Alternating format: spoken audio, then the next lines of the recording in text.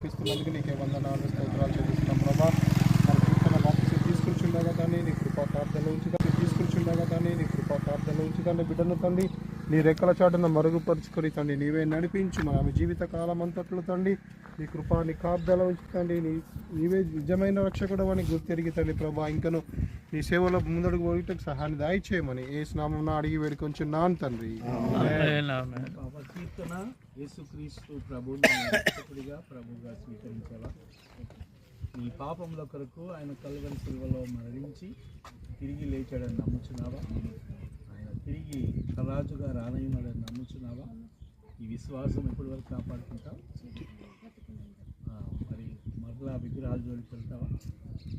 పాప కీర్తన ప్రభువును రక్షకుడిగా ప్రభువుగా స్వీకరించి మరి ఈ విశ్వాసము జీవితాంతం వరకు కాపాడుకునే సాక్షిస్తుంది కాబట్టి సంఘం ఎదుట సాక్షిస్తుంది కాబట్టి తండ్రి కుమార పరిశుద్ధాత్మ వివేక దేవుని నామంలో పాప కీర్తన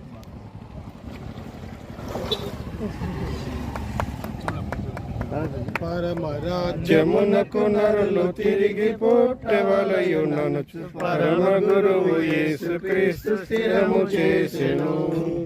మరియు నీవు చేయు దుర్తులెవ్వరని పరమరాజ్యమున స్థిరము పాప నరులు చేయరు పరమరాజ్యమునకు నరులు చేయరు.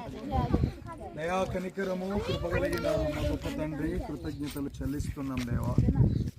రోజు ప్రత్యేకంగా నువ్వు ఇచ్చిన గొప్ప భాగ్యాన్ని బట్టి కృతజ్ఞతలు. ఎవరు నా బిడ్డలు ప్రభావం సోమేశ్వరుని బట్టి కీర్తనను బట్టి నేను స్తుతిస్తున్నాను.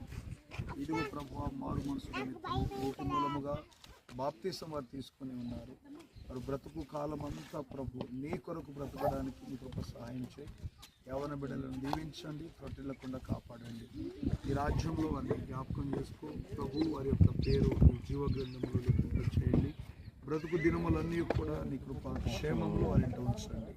ఈరోజు బాప్తిసం ఇచ్చిన అయ్యగారికి తల్లి సంఘానికి ఈ యొక్క ప్రార్థనలో పాల్పొందిన ప్రతి ఒక్కరిని దీవించి ఆశీర్వదించి మహిమ పొందుకోమని యేసు నామంలో అడుగుచున్నాము తండ్రి. ఆమేన్.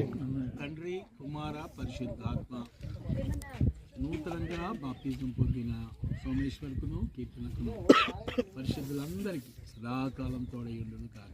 ఆమేన్. నీ చిత్తమే నాలో నెరవేర్చుము,